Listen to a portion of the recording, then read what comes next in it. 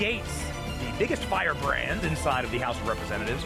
You're not taking Matt Gaetz off the board, okay? Because Matt Gaetz is an American patriot and Matt Gaetz is an American hero. We will not continue to allow the uniparty to run this town without a fight. I want to thank you, Matt Gaetz, for holding the line. Matt Gaetz is a courageous man. If we had hundreds of Matt Gaetz in D.C., the country turns around. It's that simple. He's so tough, he's so strong, he's smart, and he loves this country. Matt Gaetz. It is the honor of my life to fight alongside each and every one of you. We will save America. It's choose your fighter time. Send in the Firebrands.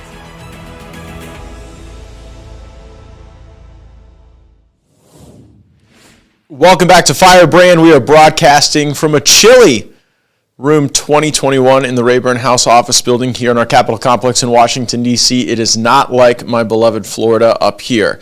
But we've got a lot to discuss. Government funding. There's been an injunction issued against the pistol brace rule. And Washington, D.C. has gotten so crazy, even the Secret Service is having to endure the scourge of crime and carjackings because there are no consequences in Washington for criminal behavior. But first, let's get to this concept of the ladder CR. You may have heard House Speaker Mike Johnson talk about it. Folks report on it. What does it mean? What's coming to the floor? What do we like? What do we not like? So, for context, House Speaker Johnson has been on the job for a few weeks, and government funding runs out in a few days. So right now, he's asking for support for a CR or continuing resolution. Now, we oppose continuing resolutions. Each agency of government should get itemized review. Spending cannot be cut if we advance all of the government's various and sundry programs all at once for the same duration of time. So Speaker Johnson's ladder CR fails to meet the mark in this respect. It doesn't cut spending. It doesn't set the Republican-controlled House up for a win or even to engage in a single policy fight.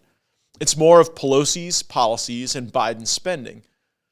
It also lashes the important but totally unrelated Farm Bill extender to the funding legislation for the rest of government. And it does the Farm Bill extender through the end of September.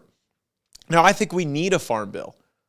I think that farmers and food security create national security. They give us the ability for national self-determination. Economic nationalists should be for America's farmers. But if there's money we're spending on the Farm Bill, it should be offset with spending reductions elsewhere. Now, it's just not right to slap an extender for the Farm Bill onto this continuing resolution. That's the bad in the ladder CR. And it's dispositively bad. But there is some creativity in the ladder concept that I do support, as I explained to CNN here. On the CR, are you comfortable? I presume you support this laddered CR approach. Is that right? If the Speaker goes a different route, what would you do? So the concept that we discussed today with the Speaker is exciting because it breaks us from this theory that you have to take one vote on all of government to extend every agency for precisely the same duration of time. I think we can be more specific in the timelines and in the approaches. That's why I'm for single subject spending bills. If we're able to get these bills we're working on this week passed, you're looking at around 80% of the federal budget that the House has approved funding for. But the Senate wants to always take up everything all at once for the same duration of time. The laddered approach that Speaker Johnson was socializing with members today, I think gives us a lot of innovative opportunity to put downward pressure on spending. If he goes with a clean CR, then what? I'm not voting for a clean CR. Hurt him, though? Will it cost him the speakership if he does that? Well, he never promised me he would, unlike the last guy. And remember, there's a big difference, right? Kevin McCarthy never wanted to get to single subject spending bills. You know how your viewers can take great confidence in that? He only passed one in the first 7 months.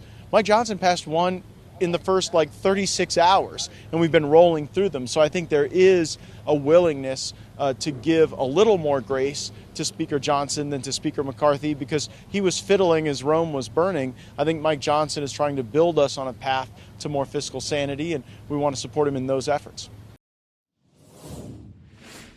We are back live, and the overwhelming sentiment from the comments on the live stream is that we should not have a government funding bill that does not secure the border. It should be either secure the border or shut down the government, according to the overwhelming sentiment that we are receiving. But follow me here on the latter concept. So a latter concept that is clean is a bad idea because it doesn't sufficiently do the border work that we've been talking about, and it doesn't sufficiently cut spending. But the latter itself isn't bad. You see, the concept that we are fighting against is this notion that all of government gets voted on all at once for one big up or down vote, to extend every agency for the same duration of time.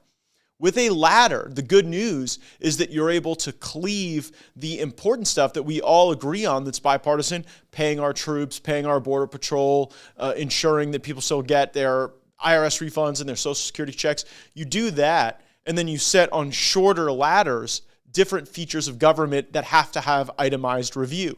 I'm thinking notably the DOJ, a lot of the parts of the Department of Homeland Security, the Department of State. You set those on shorter ladders, and then you're able to really zero in on what those entities of government are doing. So a ladder is good, a ladder without the spending cuts, without the border stuff, without defanging the weaponization of government, not sufficient at this time. And certainly the addition of the Farm Bill extender puts us in I think, a real bad stead when trying to get to single subject spending bills.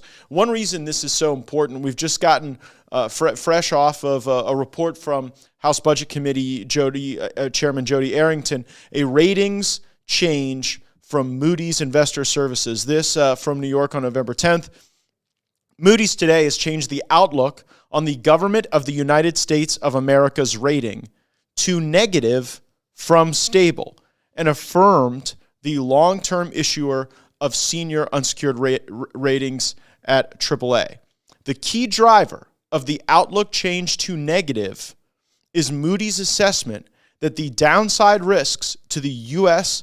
fiscal strength have increased and may no longer be fully offset by the sovereign's unique credit strengths. Current political polarization within Congress raises the risk that successive governments will not be able to reach consensus on a fiscal plan to slow the decline in debt affordability.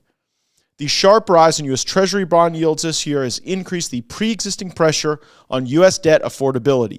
In the absence of policy action, Moody's expects the U.S. debt affordability to decline further, steadily, and significantly to very weak levels compared to other highly rated sovereigns. This is a major downgrade.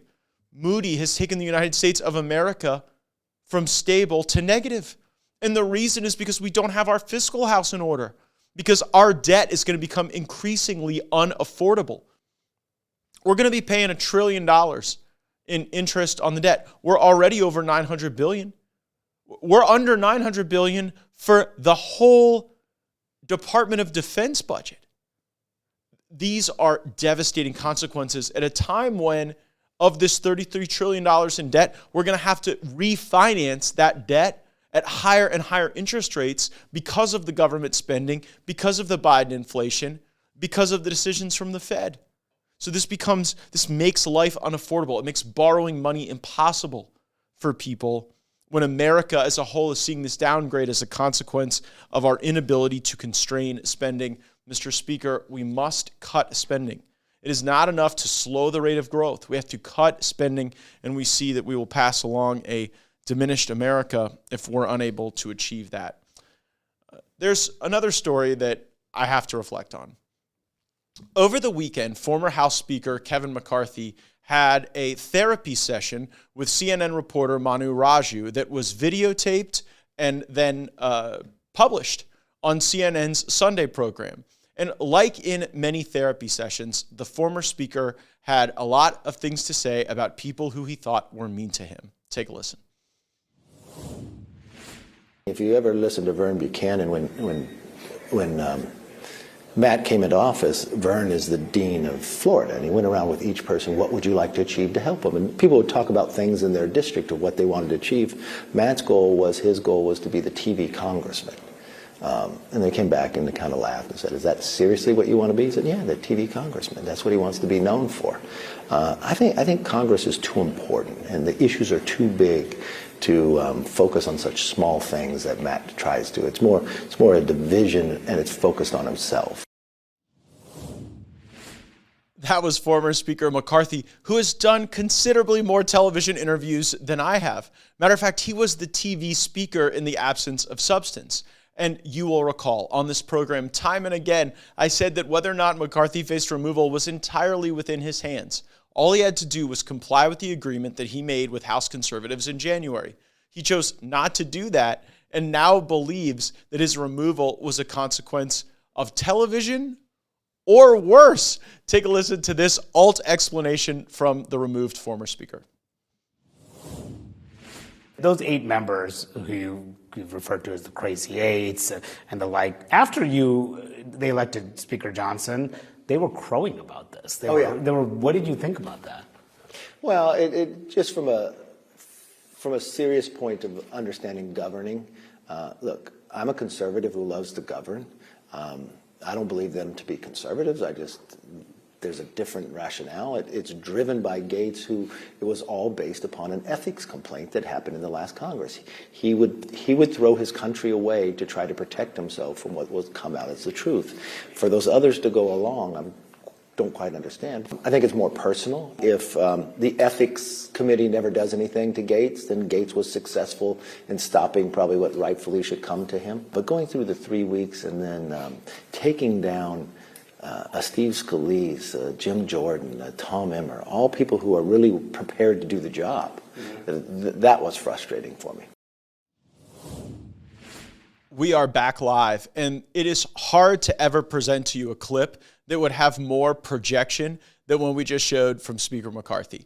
Let's start with this assessment that it was the conference that took down Steve Scalise and Jim Jordan and Tom Emmer.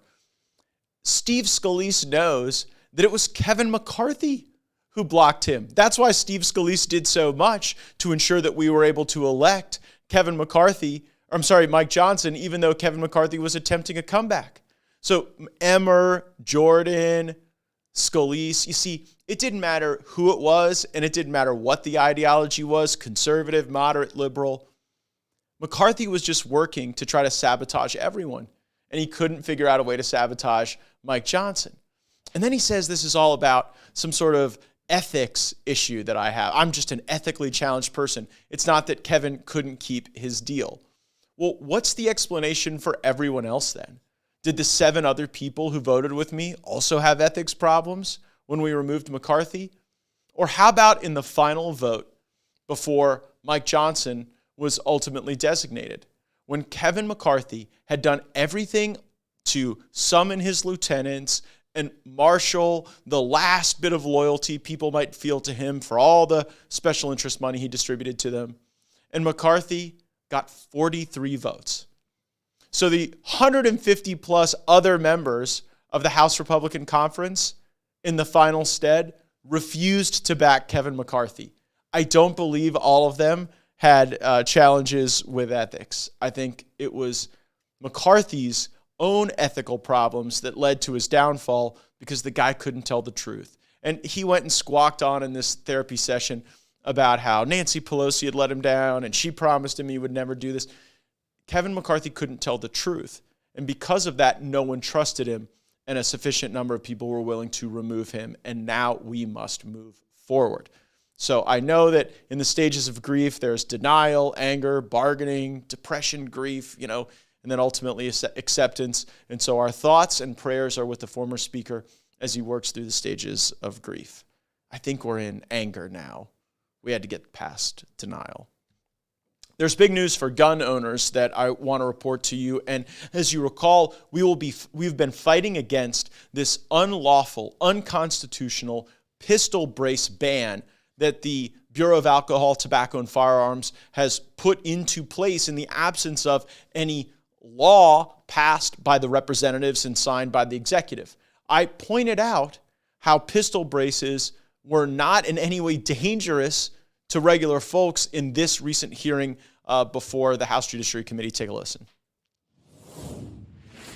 Another area is this issue of the arm braces. Now, in Mr. Wilcox's testimony, he says that an arm brace makes a weapon more powerful. Mr. Bosco, you know a lot about arm braces, don't you? I do. Do arm braces make firearms more powerful?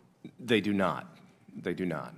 Does it concern you that the witness that the Democrats brought would make such a claim that is obviously disproven by any utilization of those arm braces? I hope that my testimony today can help everyone here understand that the brace does nothing to make the weapon any more dangerous than it already is.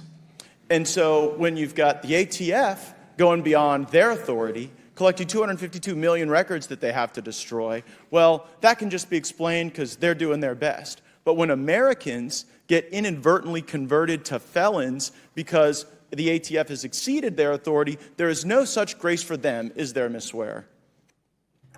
That would seem to be the case under the recent policy change to zero tolerance. Zero tolerance for our fellow Americans when they're trying to exercise their rights and protect their liberties, but all the tolerance in the world for a corrupt bureaucracy that is violating the law, exceeding their authority, and collecting records that they have no business collecting.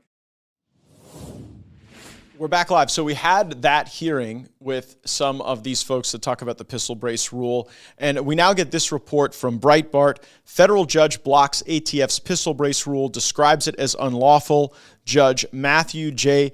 Kaczmarek put a preliminary injunction in place against the Bureau of Alcohol, Tobacco, and Firearms.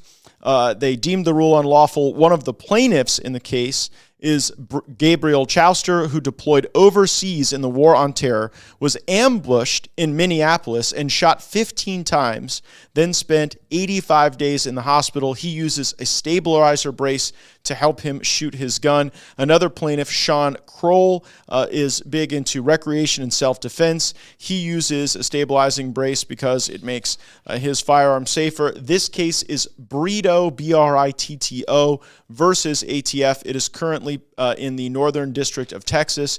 The temporary injunction means that the plaintiffs have a substantial likelihood of success on the merits. It means that they will suffer irreparable harm in the absence of this injunction being issued, that there is no adequate remedy that they could ever get back in terms of money damages, and that it serves public policy interest. Those are the elements to get temporary injunctive relief at this stage of the litigation. They have achieved that. I'm sure that will be on appeal, but the fact that we've got this Texas federal judge saying that this is an unlawful application of this pistol brace rule against these particular plaintiffs. Great news, and hopefully that jurisprudence will persist as our oversight work persists on this very issue.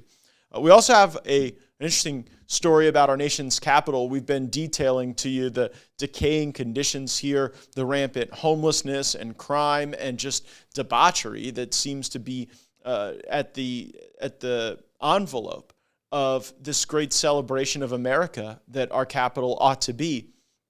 But we now know that Secret Service agents protecting President Joe Biden's granddaughter had to open fire after 3 people tried to break into an unmarked Secret Service vehicle here in Washington, D.C. So now these Secret Service agents assigned to protect Naomi Biden were out with her in a Georgetown neighborhood late on Sunday night. And again, Georgetown is like the nicest part of Washington. And one of the agents opened fire. No one was struck by the gunfire, but 3 suspects were seen fleeing a red car. They were trying to break into it, presumably. Now, Washington has seen a significant rise in the number of carjackings and car thefts just this year. As of October 28th, D.C. police say there have been 821 carjackings reported in the district this year. That's compared to 395 this time last year. It is a 108% increase. Car thefts in general are also up dramatically, 101% increase, while violent crime has increased by 41% here in Washington, D.C. It's truly something that we've got to grapple with, and Congress may have to step in. We've got the ability to constrain the home rule of the city council here when they pass these soft on crime policies, and so that Washington is safe for all of you when you come visit, So it is a stunning representation of America's story, as it should be. We got to get these things under control. There's another piece I want to cover. There's a lot of news right now about how some of these abortion referendums have been faring unfavorably. I discussed that with Manu Raju, CNN. Take a listen. Ohio, this vote tonight, affirming abortion rights. It's the seventh state now to do that post-Roe. Does that concern you about this issue and the saliency of this issue come 2024? Well, I think you're seeing voters, react in the way a lot of legal scholars expected, by weighing in on the issue. The fundamental problem with Roe, in addition to the science being wrong, is that this notion that you were going to have judges ultimately make that decision was not sustainable. So, look, it's not the way I would have voted. It's not the policy choice I would personally make, but I have no doubt that that lawmakers in Ohio will respect the decision of the voters, just like in Kansas and in the other places where they've had these ballot provisions. I guess politically, are you concerned about being on the wrong side of public opinion on this issue? Well, I'm not concerned about it. The voters I represent are pretty pro-life, and I think that that's true for a lot of Republican congressmen. But I do think that we've got members in swing districts who are going to have to really refine their thinking on this. And for some, that means federal floor, and then flexibility for states to be able to react. And for others, it's entirely a state issue. For me, I think it's pretty fundamental for the federal government to respect life in all forms, and that's why I'm a pro-life congressman. We're back live, and indeed, the people in Northwest Florida are pro-life. It says a lot about our nation, how we stand for the liberty interests of the unborn, and I will continue to do that. Whenever Firebrand is mentioned in the mainstream media, even the liberal media, outlets that hate us, I like to sometimes give you a perspective on how they write about the show and think about the show as we give you direct updates regarding what's going on in Washington, D.C. and why it's happening. So Raw Story is a left-wing website. I would typically not trust them on any real fact. And indeed, this piece that I'm going to sort of share with you is an opinion piece of theirs, and it is styled, "The GOP Civil War is apparently now cleaning out closets." I'm reading now from the piece. But unlike most Republicans in the House, and just for context, this is a piece that goes over the segment that we did about House Ways and Means Chairman Jason Smith, when Congressman Smith was attacking me for lying. And I pointed out that Jason Smith is the last person in the world who should be attacking anyone for lying. So here's what the piece says. Unlike most Republicans in the House, Smith is 44 and single, and one of his closest friends in Congress for years, someone he traveled with on lavish trips, was none other than Illinois Congressman Aaron Schock, the closeted gay House member who resigned in 2015 amid a scandal that focused on his outrageous misuse of government funds, and eventually was indicted in 2016 for fraud and theft of government funds, among other charges. Attention was brought to their relationship when the spotlight focused on the luxurious trips Schock was taking, often spending taxpayer dollars. As reported by The Hill in 2018, Representative Jason Smith, Republican of Missouri, joined his close friend Aaron Schock on campaign and government trips and exotic vacations. In 2014, that were begun by being scrutinized by federal investigators looking into the alleged spending abuses by the former congressman who resigned. Revelations that Smith accompanied Schock on the campaign trip came as well. The Hill reported that Smith has hired Schock's former chief of staff, Mark Roman, who managed the congressman's office at the time of the spending scandal. There's no indication that federal prosecutors have questioned or sought records from Smith, but his participation on trips now under criminal investigation could drag one of Schock's closest friends in Congress into his legal mess and undermine Smith's political image as a humble, salt-of-the-earth fiscal conservative. The news has also led to chatter on Capitol Hill, where Roman's hiring by Smith surprised many. The story also reported on a trip that Smith took with shock to Brazil, along with 2 other House members, most of which was paid for by the Brazilian government. But after the official business, the Hill reports, Schock, Smith, and several of their male aides headed to the Brazilian beach town of Canoa Cabadara, a gay-friendly resort spot. Smith and Schock also went to Argentina with their aides. The Hill now reported on how unusual it was for members to take their aides on lavish vacations. Later that December, Schock posted Instagram photos of himself, Smith, Roman, and Schock's photographer, Jonathan Link, hanging out at a vineyard in the famed Mendoza wine region of Argentina and whitewater rafting in the Andes River. Some GOP aides said it was odd for lawmakers to be taking their staff on exotic vacations. As one noted, one of the aides on both the Brazil trip and the Argentina trip was Roman, who, as the Hill reports, many were surprised Smith hired as his chief of staff, since he was managing Schock's during the time of the spending scandal. Roman has now moved up from being Smith's chief of staff to being the staff director of the powerful House Ways and Means Committee, which Smith chairs. Quite something. Raw story reporting on these 2 guys being buddies, Schock having all these problems about how money was being spent, leaves. They all went on vacation with their aides together to all these interesting places. And then Smith hires the guy who oversaw the office that had the spending problems, makes him his chief of staff, same guy he was in all these pictures with on all these exotic vacations, and then makes him staff director of the House Ways and Means Committee. Quite something. We end our report to you today with sad news. 5 service members have been killed in a training crash. The Department of Defense has identified the service members who passed away on November 10th, 2023, in what the Pentagon has described as a helicopter refueling training exercise in the Eastern Mediterranean. And we want everyone to know that our condolences go out to the families of Chief Warrant Officer Stephen R. Dwyer of Clarksville, Tennessee. He was 38 years old. Chief Warrant Officer Shane Barnes, 34, of Sacramento, California. And Staff Sergeant Tanner W. Groen, 26, of New Hampshire. Also, Andrew Sutherland of Apache Junction, Arizona. Cade Wolf, 24, of Montauk, Minnesota.